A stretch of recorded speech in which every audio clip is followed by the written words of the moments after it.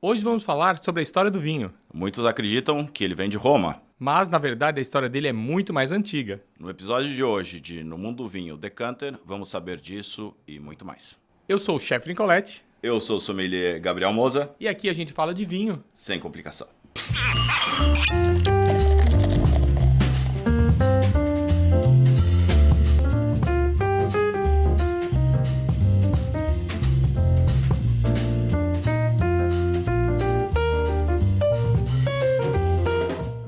Tudo bem, pessoal? Sejam bem-vindos ao segundo episódio da segunda temporada do podcast No Mundo do Vinho Decanter. Vamos falar o que hoje, Gabriel? Marcos, você sabe como o Pasteur mudou o mundo do vinho?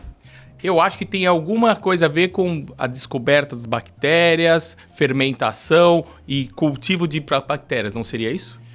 Muito próximo disso. Na verdade, Pasteur e todas as descobertas da microbiologia mudaram em definitivo o mundo do vinho e impactou como é que a qualidade do vinho que se produziu depois dessa época. Então a gente vai falar o seguinte hoje, desde o vinho ancestral, Exatamente. aquele vinho bebido, vamos fazer uma breve colocação, 6 a 7 mil anos eu imagino que já deve ter registros de processos de armazenamento de mosto de uva e vamos chamar de um pré-vinho. Vamos voltar algum tempo no tempo e vamos começar a falar da época de 6 mil anos antes de Cristo, na região... Antes de Cristo, então 6 mil antes de Cristo, daí uns 8 a 9 mil anos atrás. Exato, e daí muita gente, como é que o pessoal sabe dessa data, né? Essa é a O primeira... nosso querido carbono 14. Exato, porque a escrita ela foi inventada depois dessa época, né? Então, não existia registros escritos de quando isso aconteceu, de como aconteceu. Então vamos primeiro contextualizar no tempo e espaço. A humanidade com registro desse tipo surgiu aonde nós temos registros? Europa? Então, daí a vertente religiosa, ele parte do Gênesis e ele fala do Monte Ararat, onde Moisés teria... Monte Ararat na atual Turquia. Exato, na fronteira da Turquia com a Armênia, onde Moisés teria pousado a Arca da Aliança. Arca de Noé. Arca da Aliança. Arca da Aliança. Exato, a Arca da Aliança de Noé. Daí, se você for pela corrente evolucionista, a humanidade começou na África e daí evoluiu e migrou para todo... mas o fato é que, falando do mundo do vinho, tudo começou, os primeiros registros são da onde é hoje a Geórgia, é uma atual república do que era a antiga União Soviética. E daí, pelo carbono 14, foi verificado ânforas com resquícios de vinho seco. Quem não sabe, ânfora é um grande vaso. Não existia vidro, não existia barris de madeira. Até podia existir barris de madeira, mas não se tem registro deles. Mas a ânfora, o barro, se manteve resíduos dele. Então, usando essa técnica, a gente percebeu que... já existia nessa época, mas isso provavelmente foi até posterior, porque para você fazer uma ânfora, que é um utensílio de cerâmica, você tem que estar estabelecido. Técnica. Exato, você tem que ter forno, técnica. tem que ter acesso à argila. Ou seja, você não é mais nômade. Eu acho que não só mais nome, mas você já tem que ter ali uma sociedade meio organizada. O cara bom em fazer ânfora, o cara bom em colher uva. O cara para recolher madeira para queimar a ânfora. Exatamente, produzir o forno. Então, provavelmente, a descoberta do vinho, a utilização do vinho deve ter sido anteriormente a isso, em sacos de couro, onde isso foi descoberto. Sacos de couro de uso animal, então seriam exatamente. Barrigas ou que se usa até hoje algumas. E é citado, inclusive, no Novo e no Antigo Testamento como para guardar bebida. E isso, ao longo de vários povos antigos, era utilizado para fazer... Os cantis de antigamente eram de couro de animal.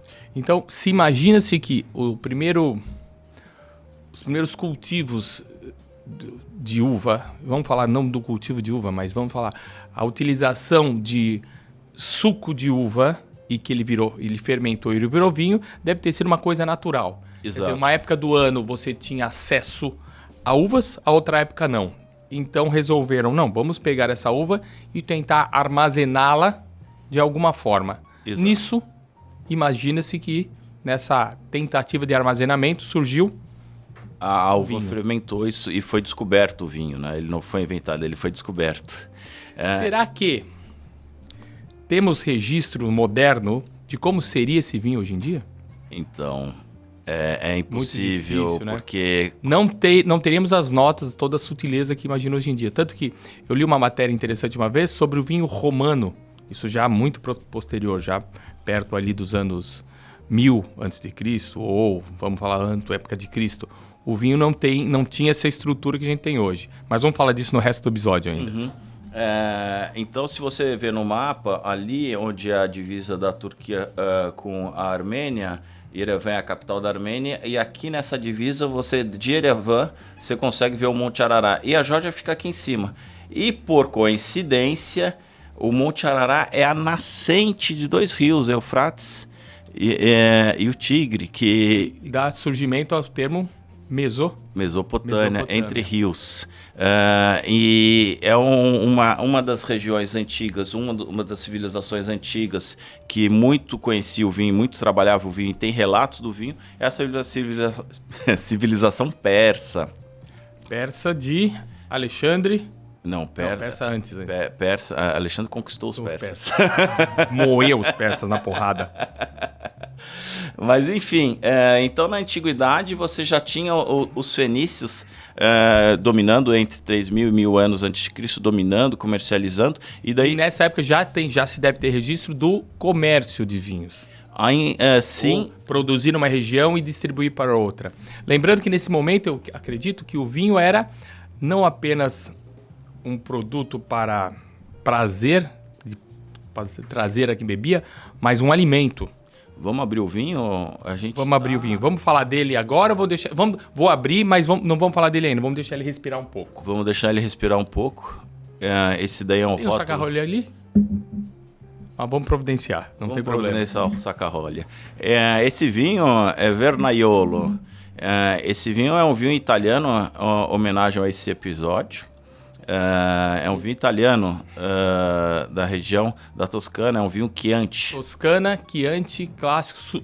Já é considerado um super toscano? Não, ainda não. É um Chianti clássico. No episódio... Não é um Chianti clássico, é um Chianti. No episódio de Itália, de Chianti, a gente fala sobre ele, mas é um vinho italiano. Uva principal utilizada... Sangiovese. Utilizado no Chianti é o Sangiovese. Ele tem que ter no mínimo 80%, esse no caso tem 90%. Então vamos lá, para um pouquinho. Para ser chamado Chianti, eu tenho que ter pelo menos 80% de Sangiovese. E o resto, tem regra? Não, pode ser diluído. Mas no episódio de Itália, de Chianti, a gente faz um episódio só de Chianti, a gente fala com mais vagar dele. Mas é uma homenagem, o rótulo de hoje é uma homenagem à civilização romana, que muito contribuiu para a propagação em toda a Europa da cultura do vinho. Eu digo não toda a Europa, mas eu acho que chegaram a levar vinho até pro Oriente, né? Na verdade, o vinho... Trouxeram de lá e levaram até o norte, até a Inglaterra quase. Mais até a Inglaterra, porque na verdade o vinho ele tem uma trajetória, Marcos, do Oriente para o Ocidente. Diferente do que nós normalmente imaginamos, que seria do Ocidente ao Oriente. Exato, porque primeiro foram os fenícios, têm relato de comercializar o vinho e produzir o vinho. Em um segundo momento, os egípcios eles começam a utilizar o vinho nos rituais, explorando as características inebriantes do vinho, né? O vinho já era utilizado em cerimônias religiosas, em ofertas religiosas, em oferta aos deuses, e um pequeno número de pessoas conseguiam ter acesso a este produto, que era muito atrelado às civilizações religiosas. E você pode ver em diversas ilustrações egípcias o consumo de vinho por divindades, por faraós. Já usado, além de alimento, como um vinho de modo ritualístico, imagino. Exato. Antes de ser um alimento, ele era muito mais conhecido e tratado pelas características inebriantes dele e pelas propriedades que até então eles desconheciam, né? Por que o produto ele tinha essas características. Então ele era associado à divindade. Quer dizer, o cara bebia, ficava levemente alto, achava que estava subindo aos céus, mas na verdade só estava levemente alcoolizado. Exato. Será que temos registro dos teores alcoólicos desses vinhos na época? Não tem, mesmo porque álcool evapora, né? Mas eu creio que não chegava aí a 12%, 14%. Ele devia ser um pouco mais baixo, né? Porque você não tinha tanta técnica de fermentação tão controlada, né? Ela era mais empírica, imagino. Sim, além de não ter o conhecimento das leveduras, né? O processo provavelmente era de guarda e esperar que alguma coisa acontecesse, né? Alguns davam certo, alguns podiam virar vinagre. Exato. Mas a civilização que suplantou a civilização egípcia foi a civilização grega. E aí o negócio muda. Já daí temos processos organizados, já temos áreas delimitadas. Começamos aí já ter região delimitada de plantio? Ou separação de tipo de vinícola? De uva? As videiras, a produção de vinho na sociedade grega, ela foi muito mais democratizada do que na sociedade egípcia. A sociedade grega, ela foi muito da economia da sociedade grega, se moveu através do vinho. Existia vinícolas organizadas. Os gregos eles negociavam em todo o Mediterrâneo a produção do vinho grego. E, posteriormente, eles colonizaram diversas regiões do Mediterrâneo, fazendo com que elas fossem introduzidas ao mundo do vinho. E eu estou falando, inclusive, de Marseille, que tinha... Porto do sul da França. Sim, que é uma cidade do sul da França que... E ainda tem a tradição de ser comerciante de vinho, né? Sim, e eles também adentraram ao Ródano, como às vezes você conhece por Rhône, que é Côte Rhône, e avançou também no Sena. Vamos lá, então vamos voltar. Grécia moderna. Existem ainda vinícolas não, desculpa. Existem uvas que são plantadas, será desde esse período? Olha, a Grécia teve tantas guerras. Eu me lembro... Eu não vou lembrar a cidade, minha memória está fraca, mas uma cidade na Eslováquia, onde visitei uma parreira, que seria a parreira mais antiga do mundo ainda em produção. Eu achei um pouco turístico, mas pelo menos eles lá têm o registro da parreira ainda produzido. E isso é uma parreira aí, não vou lembrar o ano. Olha, eu já estive na Eslováquia. Se a gente dá uma googada, a gente vai olhar, hein? Eu já estive na Eslováquia, ela é muito montanhosa, então as guerras não devem ter tido uma operação tão nervosa por lá. Não acho difícil. Inclusive a Eslováquia é um dos maiores produtores mundiais de vinho. É pouco conhecido aqui, vem poucos rótulos para o Brasil. Eu creio que nesse caso o consumo interno é grande, né? Sim, eles acabam... O consumo europeu. Ficando lá. É muito próximo da Itália, que é uma região do vinho é muito desenvolvido. Mas na sociedade grega também, o vinho ele era atrelado às divindades. Muitas pessoas acham que Dionísio era o deus do vinho. Inclusive, a palavra onísio, oinos, é vinho em grego. E as pessoas, Deus em italiano, Dionísio acha que é deus do vinho. Na verdade, o Dionísio ele era filho de Zeus na mitologia grega, e ele era o responsável pela fertilidade. Ele não era exatamente o deus do vinho.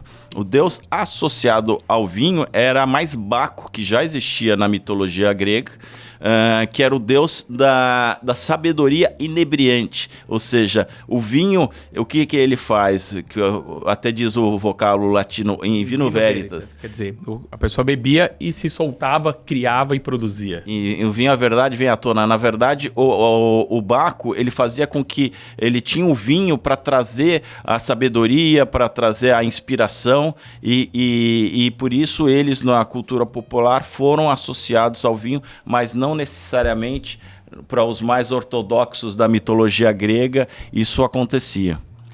Legando, interessante, como você mesmo citou, nós encontramos ali o vinho como cerimonial.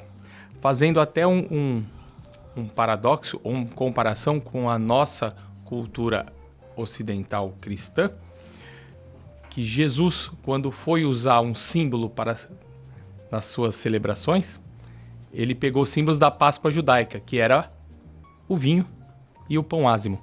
Quer dizer, o vinho já estava presente na comunidade judaica que existe há mais de 5.000 anos, como elemento ritualístico, né? Sim, mas antes disso, os gregos eles foram posteriormente conquistados pelos romanos, né?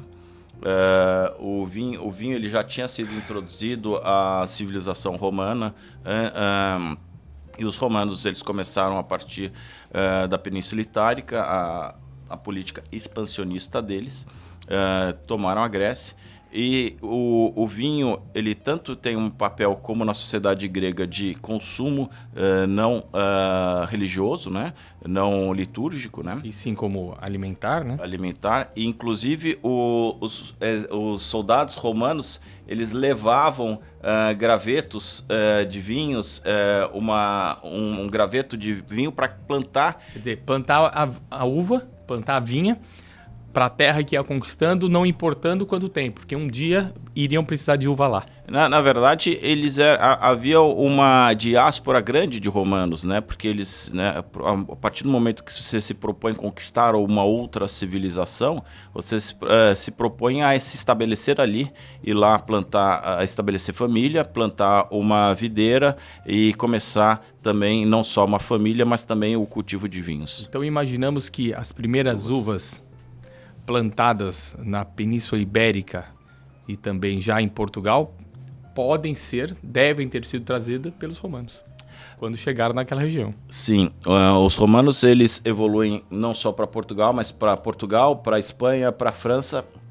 inclusive para alguma região da Alemanha. E eles também é atribuído a eles também a descoberta, o começo da utilização das barricas, que é de carvalho. Daí sim, já estamos falando de Roma ainda. De Roma ainda, mas já aí com vinho, um vinho mais vai se estruturando mais, imagina-se. Já tem uma separação de tipo de uva nesse momento, ou ainda barrica, não? Provavelmente. O envelhecimento. Provavelmente os gregos eles já faziam o comércio do vinho de diferentes tipos de uva para fazer o medley, os compostos, né? Os vinhos compostos. Mas, na verdade, os romanos, eles com os gauleses, né? Não é o Asterix, mas os bretões ali, eles começaram na Gália, eles descobriram o uso da barrica para armazenar líquidos e, na verdade, eles começaram a usar as barricas não para ter a evolução do vinho. E sim para o meio de transporte e de armazenamento. Armazenamento e posterior transporte. E, posteriormente, eles viram que os taninos eram amaciados. Então, como outras grandes descobertas da humanidade, o acaso às vezes faz bem a... Exato. E daí, como você bem mencionou, com o nascimento de Cristo, na última ceia, Cristo colocou para sempre o vinho no ritual religioso cristão da sociedade a partir do ano 0, né? A partir do ano 33, que supostamente... O vinho já estava presente na Páscoa judaica? Sim. Quer dizer, ele já vem de lá, como Jesus, como judeu. Sim. Ele usou o elemento que tinha perto dele. Exatamente. Foi o vinho. Exatamente. E era consumido de forma... Eu acredito que nos sabás, né, nas festividades judaicas, de forma, e até hoje, né, forma cerimonial e repetitiva. Sim, diversas vezes no Antigo e no Novo Testamento o vinho é citado, né? Então, existe o pressuposto que ele era, assim como na sociedade grega, que era a sociedade dominante da época, ele era, posteriormente romana, que dominava os judeus na época de Cristo, já era algo do dia a dia, do cotidiano das pessoas. Então vamos fazer um pequeno resumo. Estamos lá, norte da Mesopotâmia, Geórgia, norte da Turquia, ali. Nascimento, o registro dos primeiros armazenamentos, o primeiro registro ancestral do vinho. Isso 7, 8 mil anos antes de Cristo. Exato. Legal, chegou mudando civilizações, fenícios com a sua importância, vem a sociedade grega, se desenvolve mais, começa a se armazenar, grego, vem romano. Romano começa a usar barrica, expansiona seu império romano, vai até o Oriente, o começo do Oriente, onde eles buscaram essas referências, chegando até Portugal e Espanha, chegando até Portugal e Inglaterra. Isso já estamos falando do ano 200 depois de Cristo. Sim, na verdade todo o Mediterrâneo foi uma dominação romana, né? Indo até a Inglaterra, como você bem disse, indo nas divisas ali de onde é Colônia, na Alemanha, até a Germânia, que como era chamada a Alemanha na época. Santo Império. Isso é bem posterior. Mas com a civilização, a partir do ano zero, a partir da nossa era cristã, né? Como a gente fala, o vinho, e com a conversão de Roma no século IV, tem um nascimento aí da civilização, da nossa era cristã. E com a nossa era cristã, a gente tem o vinho sendo utilizado no ritual religioso, no ritual litúrgico. E daí, a partir de então, com a cristianização do Império Romano, ele passa a ser utilizado não só para consumo, mas novamente em ritual para a celebração das missas. E daí, com a Idade Média, né, com o fim do Império Romano e a partir do fortalecimento da Igreja e com a importância da Igreja Católica na sociedade da época e com um grande domínio de vastas propriedades onde eles faziam os vinhos e tinham abadias e as pessoas viviam reclusos em ordens religiosas. Será que existem ainda hoje vinhos feitos em abadias na Europa? Existe não só vinho como cerveja. Cervejas são mais famosas ali, sim, né? Sim, e licores, inclusive. Tem um licor francês famosérrimo, Chartreuse, que é um licor de ervas muito famoso. Mas, enfim, na Idade Média, os monges foram grandes conhecedores e não tinham vida de família. Ficavam ali enclausurados no mosteiro. Vamos plantar uva e fazer vinho, né? E estudar o vinho, né? Eles tinham tempo para ficar estudando o vinho. E daí você tem grandes áreas que foram correlacionadas posteriormente ao desenvolvimento do vinho e das uvas, que é como a região de Borgonha, que não fazia parte do Império Francês na época. Posteriormente veio a fazer parte, era uma região meio independente do clero. A região de Champagne também, de onde foi descoberto, supostamente foi descoberto o espumante, né? Que tem a associação. Champagne ali, Dom Perignon, a gente já está falando do ano de 1200, eu acredito, eu não me lembro. A gente vai fazer um episódio sobre champanhe. Sobre champanhe e os espumantes. E, num outro momento, você tem a importância das grandes navegações. E se levou o vinho e a uva, e a vinha, né? Sim. Não foi apenas o vinho, nesse momento da grande navegação, ele teve uma importância gigantesca, né? Porque a água, às vezes, estragava. Lembrando que no século XIII, barulho maravilhoso aqui, né?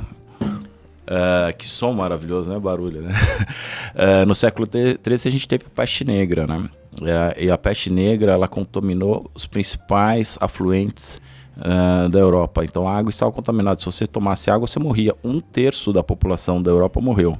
Nesse momento, para a gente entender, era mais saudável e recomendado quem pudesse, ao invés de beber água armazenada ou água de uma local que você não tinha confiança, era prefiro beber vinho e cerveja. Vinho e cerveja. E você sabe que Então, devemos ao vinho e cerveja uma grande parte da humanidade. Sim, 1/3 da população da Europa morreu e a gente deve, inclusive, à evolução da taça de cristal, porque até essa época as pessoas tomavam um vidro que era muito turvo. E as pessoas passaram a ter interesse em limpar o vidro para ver o que eles estavam tomando. Para não ter sedimento, não ter contaminações na bebida. Exato, e ver a cor da água também, né? Então, daí que se descobre nesse momento histórico como se limpar o vidro e fazer o cristal. Mas vamos seguir no vinho.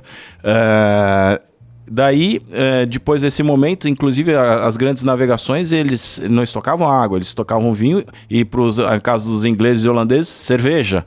Inclusive tem um episódio curioso nas navegações por parte dos ingleses, que eles levavam cerveja nos navios, e um dia eles tiveram algum problema com o mastro ou com o remo não, com o que dá o leme, e daí eles não estavam conseguindo voltar, e daí acabou a cerveja e eles falaram, vamos ter que tomar essa água aí. E daí eles viram que tomaram água na América do Norte. Por quê? E não passaram mal. Por quê? Porque os índios eles tinham um manejo diferente da água do que o europeu. Exatamente, era da cultura do indígena preservar os afluentes e não os contaminar, fazendo com que a água fosse sã. E as grandes navegações, principalmente as navegações ibéricas, ela foi feita com vinho. Então os espanhóis eles trouxeram o vinho já para o Chile, começaram alguma coisa na Argentina, começaram na Califórnia. Isso nós já estamos falando de que 1700, 1600, século XVI, século XVII e século XVIII. E não só ali, né? Eu percebo ali, nós temos uma vinícola no sul da África do Sul de 1600, quando os ingleses, não só os ingleses, desculpa, vamos repaginar. Quando os europeus como um todo desceram fazendo onde tinha clima, eles tentaram introduzir a uva. Exatamente, principalmente entre os paralelos 30 e 50 é o conhecido como apto para você plantar, embora tenha variações em relação a isso por conta de altitude. Mas na África do Sul, no caso, primeiro os holandeses tentaram, mas daí a gente está num cenário, numa época também de guerra religiosa, e os franceses protestantes eles saíram da França e se estabeleceram ali em Franschhoek e Stellenbosch, na África do Sul, onde eles também começaram, e eles tiveram efetivamente muito mais sucesso que os holandeses, que não têm muita praticidade no manejo do vinho. E daí, posteriormente, também na Austrália, na Nova Zelândia. Nós chamamos do vinhos do Novo Mundo, né? Exato. Que a gente tem um grande cenário. Mas as grandes navegações, elas foram importantes para isso. Inclusive, no Brasil, a gente teve tentativas, a gente vai falar daqui a pouco, de você plantar o vinho. Os portugueses, Brás Cubas, um português, ele tentou plantar isso na Baixada Santista, obviamente não conseguiu. Funcionou. Subiu para a região ali de São Paulo, onde é o bairro do Tatuapé. E já temos vinícola, quer dizer, tivemos vinhas. Ele teve conseguiu plantar alguma uva, mas não deu muito certo. Mas daí a gente vai falar de Brasil daqui a pouco. Mas a principal divisor de água de separar a Idade Média e toda a cultura medieval do vinho para a sociedade moderna, e começa a você ter uma diferente percepção, um diferente manejo do vinho, foi com os trabalhos, primeiro do capitalismo, da Revolução Industrial, que trouxe um capitalismo mais exuberante. Quer dizer, o capitalismo tem uma importância porque sobrou dinheiro. Exato. Então vamos beber melhor, vamos trazer ingredientes ou produtos ou insumos de outras regiões que não temos e fazer trocas comerciais interessantes. Seria isso? Não só isso, a partir do momento que você tem mais capital, você tem acúmulos de capital maiores e você também tem o transporte melhor e mais rápido, você torna possível o vinho sair da região de Bordeaux e chegar em Londres. Torna possível o vinho sair da região de Bordeaux e chegar pelo Sena em Paris. Então, as grandes famílias afortunadas da época de Paris e Londres começam a consumir o vinho de Bordeaux. E você tem a Bolsa do Vinho de Bordeaux, que existe até hoje, que é super... Marchands, que eles chamam, né? Exato, e que começa a ter um grande sucesso do consumo de vinhos de Bordeaux. E no século XIX, no começo do século XIX, você tem o nascimento de Louis Pasteur. Pasteur, ele considerado um dos 3 pais da microbiologia, né? Porque as pessoas achavam que o vinho simplesmente acontecesse quimicamente. Então tá aqui, os elementos químicos estão aqui, eles estão reagindo empiricamente. E ele evolui simplesmente por uma questão imaginava química. Que as bactérias que eles não sabiam que existiam, na verdade, né? Os elementos para a confecção do vinho já estavam presentes na próprio mosto. Exato. Isso não era... Eles achavam que a palavra da época era geração espontânea. E daí o microscópio ele foi inventado na Holanda. Existe relatos de Galileu Galileu inventando um microscópio, mas só que não em comercializando o microscópio e não fazendo com que esse conhecimento fosse propagado. Existe um holandês que no século XVII, ele descobre o microscópio e isso acaba sendo difundido de uma forma... Você fazer uma análise mais criteriosa. O que temos aqui?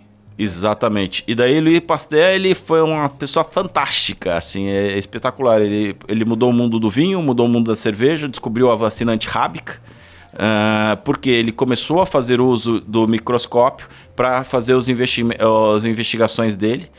Ele era um cientista, né? Temos a ele o uso da expressão pasteurização. Exatamente. Bebemos leite de forma... interessante, não só leite, outros segura, né? São pasteurizados. Né? Exato, e daí com a sociedade moderna ele descobriu que existia micro-organismos que deterioravam o vinho. E daí ele, na época, ele tem um estudo clássico, o estudo sobre o vinho, e depois ele fez também estudo sobre a cerveja, mas ele definiu que se aquecesse o vinho até 60 graus, você não deteriorava a qualidade do vinho, as propriedades do vinho, mas você eliminava as bactérias negativas que faziam com que ele se deteriorasse. Num segundo momento, isso é fantástico, porque você... ele... Que é a pasteurização. Né? Exato. E ele entende também que descobre a importância das leveduras e o papel delas, que elas existem, que não era um negócio químico, era um negócio biológico, microbiológico, que eram as leveduras que transformavam o álcool... o açúcar em álcool. A partir do conhecimento desse fato, você vai investigar leveduras, tipos de leveduras, quais leveduras usar. Quais são positivas, quais são negativas, quais vão dar características positivas ou negativas ao vinho. Exatamente. Então, você acaba tendo uma evolução gigante em você entender como é que as coisas funcionam, porque antes era por acaso. Dentro do século XIX, ainda no século XVIII, que é o século de Pasteur, né? A gente teve um evento muito triste no mundo do vinho, que foi a praga. Depende do ponto de vista. Não triste não para as vinícolas chilenas. Elas não estavam. e ainda o comércio de vinho não era transatlântico não existia. Que foi... existia algum comércio, é claro, que teve existiu o comércio entre a América do Norte e a Europa, até de forma muito maior do que o Chile, mas o problema é que esse comércio trouxe uma planta da América, que era um pulgão, chamado Phylloxera, o nome químico aí que eventualmente o ouvinte escute é o Phylloxera vastatrix. E detonou, destruiu. 80% dos vinhedos da Europa foram... exterminados para isso. E a solução que eles descobriram foi muito inovadora. Você já ouviu falar de enxerto? Exatamente. Que é você mixar uma planta na outra para surgir não digo uma terceira variante, né? Mas surgir um novo ser. Com características de ambas, correto? Não, na verdade é quase isso. O que acontece? Eles usavam a raiz e o caule de uma planta, eles faziam um corte em V e enxertavam a gema de uma videira nesse caule. Resistente ao pulgão. Exato, e daí com que essa raiz e caule era resistente ao pulgão, ele servia de uma barreira ao pulgão e a partir daí começou a ser recuperada os vinhedos da Europa. Então, por isso vai em desencontro assim, você achar um vinhedo muito antigo na Europa por conta desse fato. A chance dele ter sido destruído é gigante. E daí, posteriormente, isso foi no final do século XIX, essa descoberta. Daí, a gente começou um momento de recuperação e o que aconteceu? A Primeira Guerra Mundial, que foi uma guerra que entrincheirou a fronteira da França com a Alemanha. Quem estava em idade produtiva estava, infelizmente, no fronte. Muitos dos vinhedos foram destruídos? Destruídos não digo, porque a França não chegou a ser invadida na Primeira Guerra, né? Mas foi sonegados, porque se você não cuida de um vinhedo, ele vai ter problemas. Acredito que muito da energia gasta no vinhedo e também dos insumos, né? Foi por esforço de guerra. Sem dúvida. E daí veio a Segunda Guerra que, enfim, detonou, que foi uma guerra geral, que primeiro você teve a invasão alemã, que foi uma carnificina, depois você teve a retomada dos aliados na França, que foi outra carnificina. A Espanha tinha sido meio que destruída também pela Guerra Civil Espanhola. Portugal ela não teve esse problema, então os vinhedos portugueses devem estar foram bem mais consolidados, não teve esse problema todo. Mas enfim, toda a Europa continental, fora esses dois países que eu mencionei anteriormente, Portugal e Espanha, ela foi dizimada, virou uma grande trincheira. E daí os franceses, quando eles foram, assim como na Guerra Franco-Prussiana de 1870, quando ele viu que os alemães estavam invadindo, eles esconderam vinho. E durante a Segunda Guerra, muitos franceses eles começaram a esconder o vinho. Que tem um livro clássico chamado A Guerra e o Vinho. Guerra e o Vinho. Guerra e o Vinho, que falam que muitos...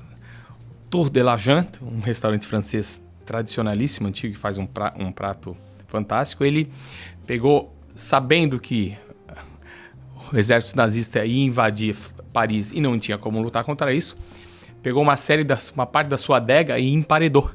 Quer dizer, escondeu o melhor dos vinhos, construiu paredes e tiveram, às vezes, algum momento de colocar pequenas aranhas para construir teias de aranha para parecer uma parede realmente velha, para quando os invasores chegassem e olhassem, não, é só essa parte da adega que tem, aquela parte não existia. Eles descobriram uma variedade de aranha que fazia a teia mais rápido. Isso é fantástico. Para guardar, eles falaram, bem, não temos como lutar, então vamos esconder pelo menos. E você sabe que na Segunda Guerra o exército francês era muito maior que o alemão. Inclusive era considerado o exército mais equipado no mundo. Mas só que como eles foram pegos de imaginou? De costa curta, porque eles invadiram pela floresta de Ardennes na Bélgica, que nunca eles fizeram nenhuma proteção. Então eles foram pegos pela retaguarda.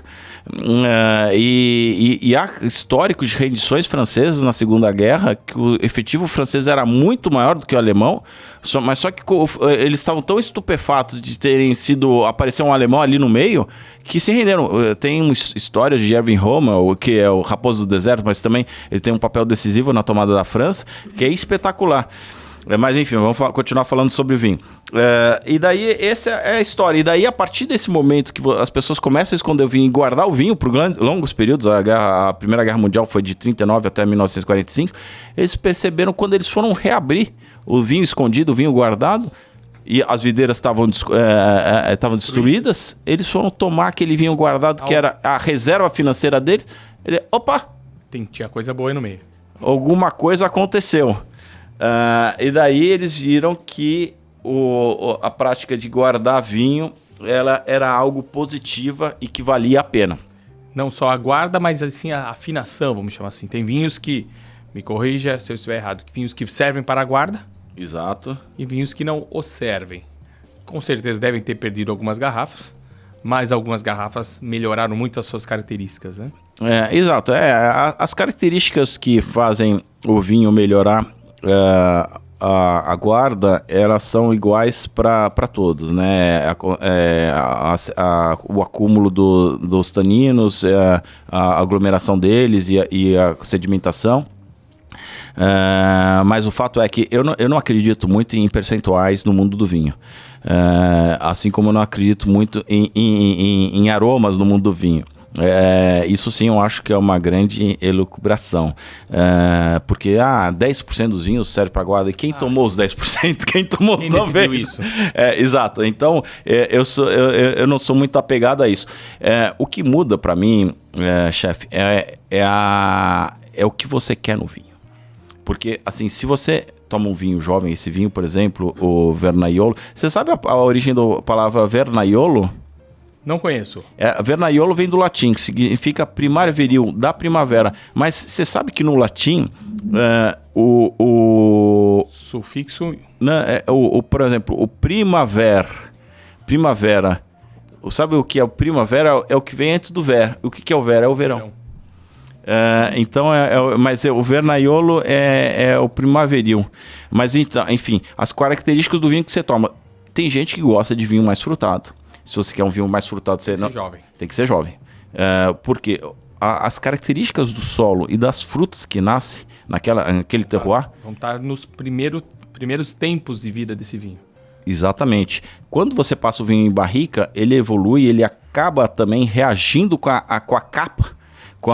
Ele vai tirar o terral, tirar os frutados, mas vai incorporar aromas mais complexos. Correto? Exato, que são os sabores terciários que a gente vai falar no episódio específico disso.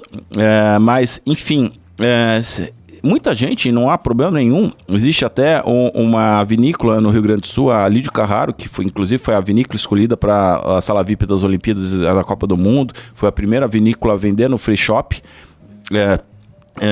No free shop, ela não passa nada na barrica. Por quê? Eles querem essa característica. Exato, vinho fresco, muita fruta. E daí você consegue perceber. Que é o marketing da Beaujolais.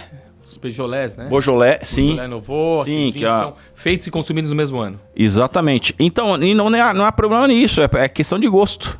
O vinho, ele primeiro tem que te agradar. Vamos lá, vamos fazer uma pequena referência aqui. Esse é um vinho estruturado, correto? Um Sangiovese. Sangiovese, um Chianti. 2021. Para esse vinho, um vinho novo. Sim, ele é um vinho novo, ele não passou na barrica, ele é um vinho com alta característica de fruta. Essa vinícola, a Rocca del Macier, ela está na região de Chianti. Chianti é o seguinte, o mercado do vinho ele evoluiu muito. E cada vez mais os produtores eles querem especificar a região na qual eles estão. Então, você é paulistano... Pega Chianti, eles foram quebrando a região de Chianti em algumas áreas. Exato. E daí muito, assim, você é paulistano, assim como eu. Estamos aqui de Blumenau, falando da Vila Germânica, onde é feita a Oktoberfest, mas estamos falando sobre vinho.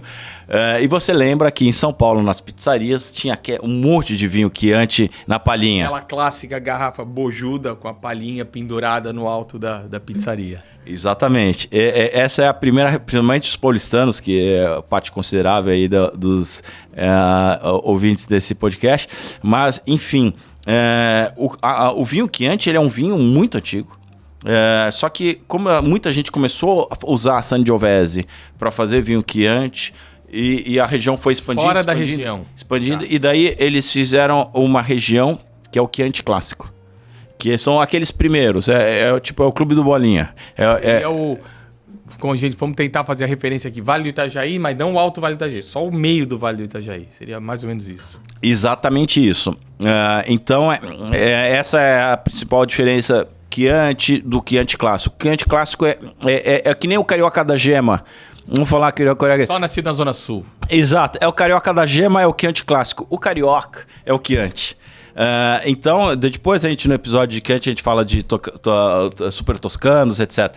Mas, enfim, é um vinho jovem, é um vinho que ele é amadurecido no tonel de inox. E é um vinho estruturado. Por que será que o enólogo não resolveu colocar em barril? Não deixar ele amadurecer levemente em inox, e não em barril? Para deixar esse sabor fresco. Exato. O vinho, primeira coisa, e a gente vai falar sobre no próximo episódio, a gente vai falar de negócio do vinho. E a gente vai falar do papel do sommelier. O papel do sommelier não é determinar nada. O papel do sommelier é elucidar, trazer à luz algumas características do produto. Não é ficar falando de aromas, só de aromas, etc. Mas então ele vai procurar características no mercado para melhorar o produto dele, para se adaptar ao mercado para vender mais. É mais ou menos. Não, na verdade, ele tem que agradar o paladar. O cliente, na sociedade capitalista, quem manda é o consumidor. Então, ele primeiro tem que agradar o cliente. Agradando o cliente, tá ótimo. Aí agora, o cliente não necessariamente ele gosta de barril, ele gosta de sabores, aromas terciários. Ele pode gostar de aromas frescos, aromas de frutas. Inclusive, pense nisso que eu vou lhe falar, que provavelmente a gente vai fazer um episódio só de terroir. Você acha que as frutas que nascem naquele terroir não tem a ver com os aromas que você sente no vinho? Totalmente Porque o negócio é químico. Assim, a gente está ali, por exemplo, vamos falar da Serra Mantiqueira. A gente tem a Gaspari e você tem a Casa Geraldo, que estão em quase cidades vizinhas. Um é Espírito Santo do Pinhal, outro é Andradas. Temos uma fronteira estadual ali, mas a gente está na borda de um vulcão. O que um vulcão traz? Minerais, uma série de características para o solo. Exato, que vem lá do fundo da Terra. E isso tudo, ele acaba refletindo, porque quando você faz um alimento, chefe, você tem os ingredientes. Você não vai fazer um belo prato com maus ingredientes. A mesma coisa o vinho, você vai fazer... Com bons solos, com bons elementos químicos e minerais no solo, você vai fazer um bom suco de uva, e com bom suco de uva você vai fazer um bom vinho. É tudo um processo. Você não é estudando pouco que você vai tirar uma boa nota na prova. É a mesma coisa. Então, as frutas que nascem, as características das frutas que nascem naquele solo tem a ver também com os aromas que você sente. Excelente, excelente. Vamos lá, falamos do vinho que a gente está bebendo hoje, falando ainda da história do vinho. Quando o vinho começa a ser consumido e produzido aqui no Brasil de forma organizada e comercial? O vinho no Brasil... Com os primeiros imigrantes italianos no sul? Então, a gente falou anteriormente, a gente começa com Brás Cubas, que ele tenta experimentos em São Vicente, não dá certo. Vai para São Paulo, tem algum sucesso, mas nada animador. E daí temos cidades, inclusive que foram de colonização europeia, não só a italiana, mas francesa também. Existe por conta das guerras, né? A gente tem no século XIX imigração francesa também para o Brasil. Pouca gente sabe disso, mas teve. E daí você tem algumas cidades como Videira, em Santa Catarina, como Vinhedo, em São Paulo, que não tem esse nome à toa, mas você tem ali no norte, no nordeste do Rio Grande do Sul, você tem a região da Serra Gaúcha, e daí você tem, não pode falar só de Bento Gonçalves, você tem de primeiro Caxias. Você sabia que o primeiro evento televisionado a cores no Brasil foi a Festa da Uva, 1973, se não me engano. E então você tem uma importância da colonização italiana que trouxe também os gravetos de videira junto e começou a plantar uva vitis vinifera. Só que... Já não as Isabel, as uvas Bordeaux, as uvas mais de mesa chamadas, isso começou a se preocupar na produção de uvas para o mercado. Não, na verdade, assim, a ligação, a gente não tem consciência do quanto o Brasil é novo. A ligação da BR-116, que é o liga ali, passa por Curitiba e vai pelo interior de Santa Catarina e depois chega lá na Serra Gaúcha, na Serra Gaúcha, é uma ligação bem nova. Assim, não estamos falando de 70 anos. Então a região era literalmente isolada do resto do país. Então primeiro eles trouxeram o que era o arcabouço cultural deles, que trouxeram os gravetos de videira italianos. Só que não tinha mercado consumidor, e daí o que acontece? Eles começaram a se reunir em cooperativas. Então, em determinado momento, eles abandonaram as uvas vitiviníferas, que foi o que eles trouxeram originariamente, e começaram a plantar uvas americanas, que não são uvas vitiviníferas, que não são uvas de qualidade superior. Então você não vai fazer um vinho fino, e daí você vai fazer o vinho de mesa, e essa é a diferença. Volume. Exato, essa é a diferença do vinho fino do vinho de mesa. O vinho fino é aquele que você faz com uvas vitiviníferas, o vinho de mesa é aquele que você faz com uvas americanas, que não são as mais indicadas para fazer um vinho de qualidade. E daí eles começaram a se organizar em cooperativas, porque eles não conseguiam sozinhos chegar no mercado consumidor. Então a cooperativa recebiam essa produção dessas uvas, dessa sociedade, dessas famílias, eles vinificavam e vendiam em forma cooperada. Muito bem. Daí você tem 45 anos, 46? 47, estamos próximos, 3 anos de diferença. O que aconteceu? Em 1990, assumiu Fernando Collor de Mello. Que abriu, apesar de todos os pesares, ele abriu os portos brasileiros. Para contextualizar quem é mais novo, até esse momento era quase impossível você comprar produtos importados a um preço minimamente justo ou ter acesso a eles. Nós estamos falando de produtos que chega a ser engraçado hoje em dia. Nós não tínhamos arroz arbóreo, né? Porque o arroz arbóreo só começou a ser produzido no Brasil agora. Nós tínhamos que fazer risoto com arroz branco. E também, a mesma coisa, não tínhamos carro. Os carros eram só carros essencialmente nacionais.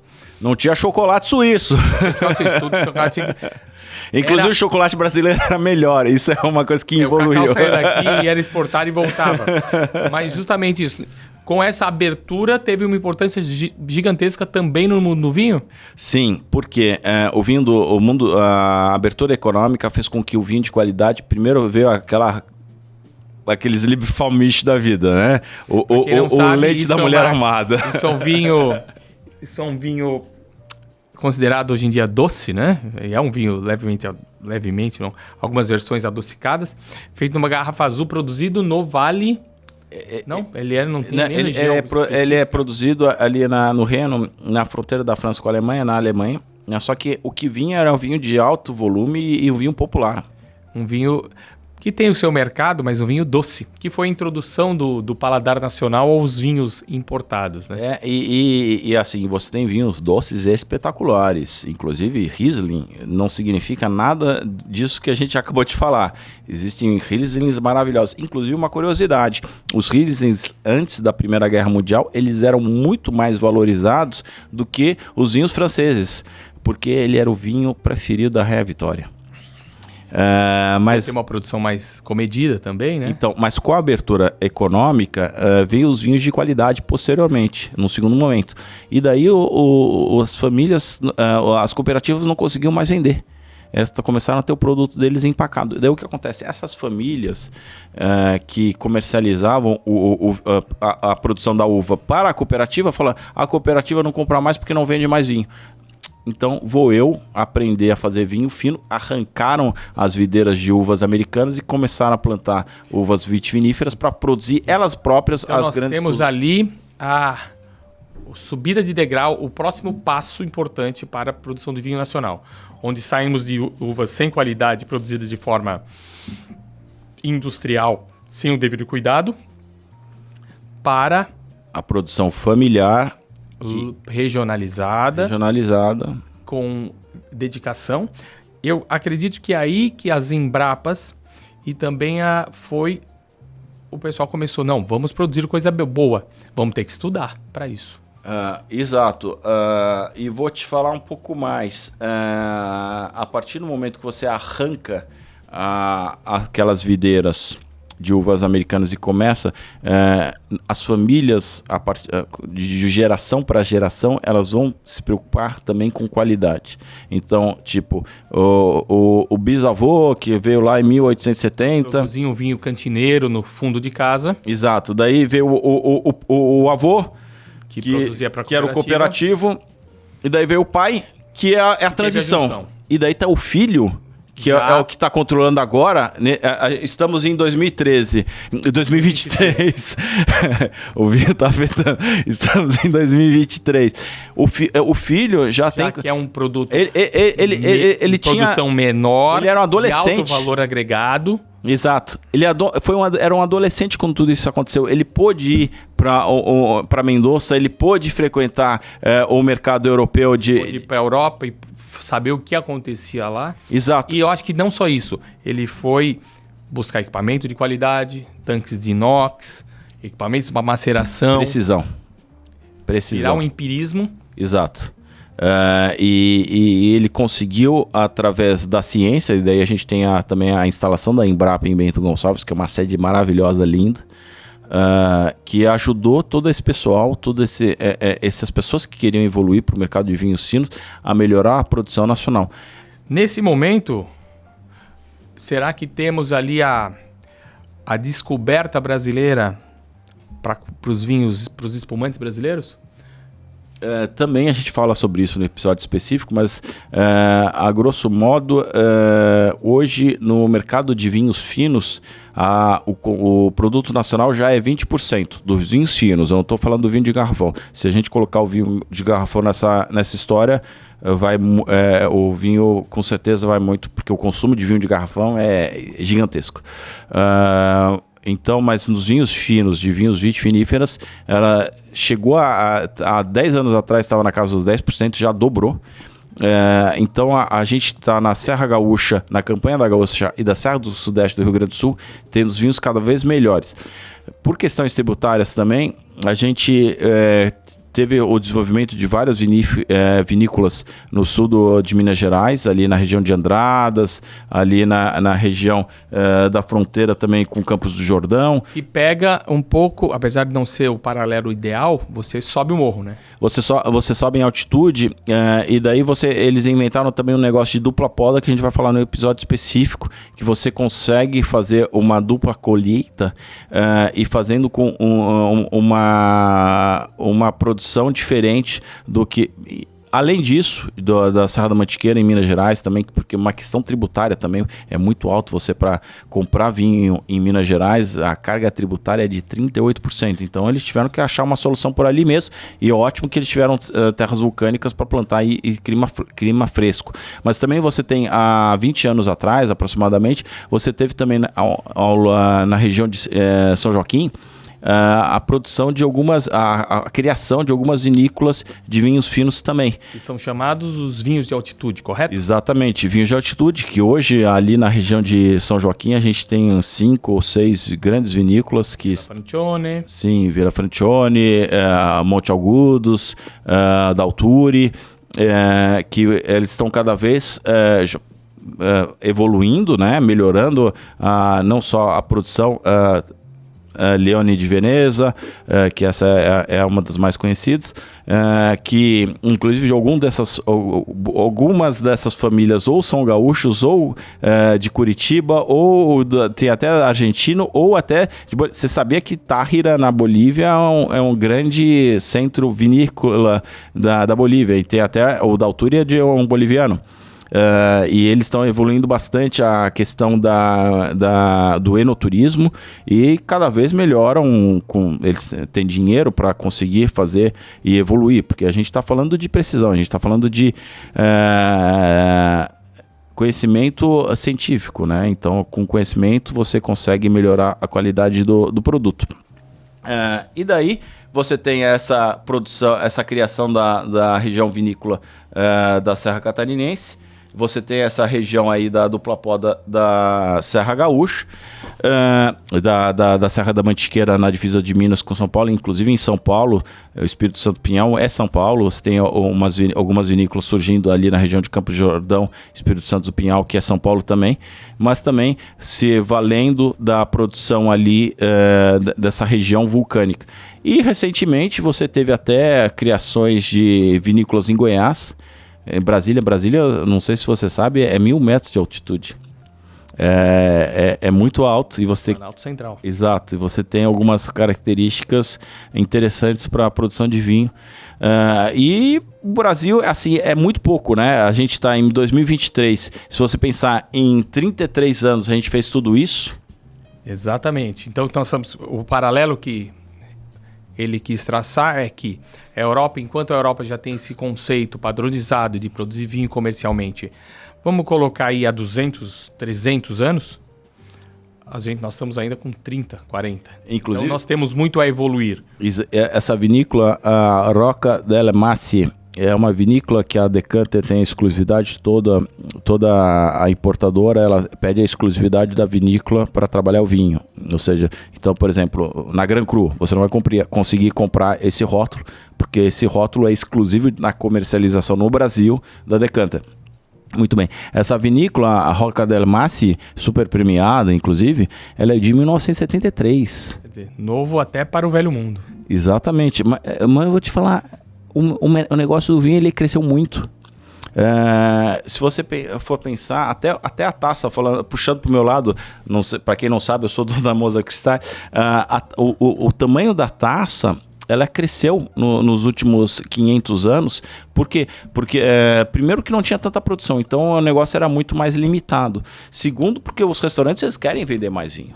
Aumenta o tamanho da taça. Aumenta o tamanho da taça, vende mais vinho, porque ali a censura vai acabando, né? Eu só tomei uma taça, se não importa se a taça é de 1.230 ml como uma taça Petrus da Moça, ou se é uma taça como essa, mais tranquila, assim, o vinho ele é mais delicado, então a gente pegou a taça Chianti, que a gente exporta para uma vinícola italiana, que é uma taça mais delicada para um vinho mais delicado. 200 ml? 310. É uma taça mais sutil, mais delicada. É uma taça mais sutil para um vinho delicado. Você consegue ver através da taça, através do vinho, né? É um vinho bem delicado, o corpo dele é mais ligeiro e é muita fruta, né? Um vinho muito delicado e muito gostoso para tomar. Mas enfim, então você tem essas características no Brasil surgindo. E você tem essas diversas regiões. Então a gente tem no Rio Grande do Sul Serra Gaúcha, a Campanha Gaúcha, que ali na divisa faz ótimos tanás, o Uruguai é famoso pelo taná, a Serra do Sudeste. Em Santa Catarina você tem a região tradicional de colonização italiana e austríaca também. Lá para o oeste. Em Videira e região. Inclusive, Treze Itilhas ela foi fundada pelo ministro da Agricultura da Áustria de 1933. Mas vamos voltar. Serra Catarinense. No Paraná, na região ali de Curitiba, você tem várias vinícolas. Franca Italiana, Araucária. Você tem várias vinícolas ali na região de Curitiba. Você tem ali na Serra da Mantiqueira e na região de Vinhedos alguma coisa.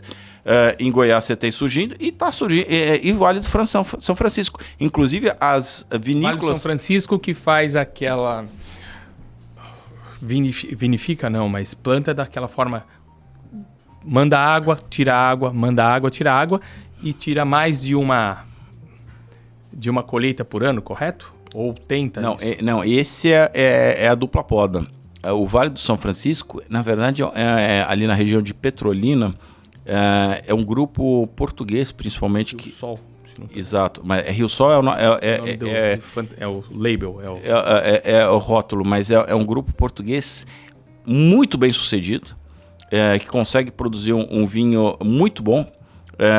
Que muito acaba atendendo o mercado do Nordeste, mas vem alguma coisa para cá, e eles, o vinho da região do Dão mais vendido no mundo é desse grupo português. Inclusive a gente tem que convidar o gerente aqui da região sul para participar aqui do nosso podcast, fazer uma entrevista aqui com a gente. Será um prazer recebê-lo aqui no nosso podcast, no mundo do vinho decanter. Então conseguimos abranger, Gabriel, desde o surgimento no Oriente Médio, no atual, não no Oriente Médio ali, no Cáspio. No Cáspio, na região ali próximo ao norte da Turquia, onde o vinho nasceu, entrou, quem expandiu até um paradoxo aos anos 1990, onde temos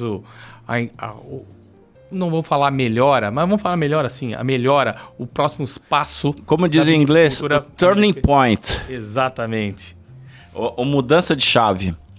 Foi um prazer compartilhar esse momento com vocês, falando um pouquinho. A história do vinho é muito ampla, né? Nós temos aí 8 mil anos de história e falamos aí em 1 horinha, né? 40 minutos. E na verdade a gente está fazendo parte da história, né? Porque a partir do momento que você abre na sua casa a sua garrafa e degusta um vinho, você está fazendo parte da história do vinho.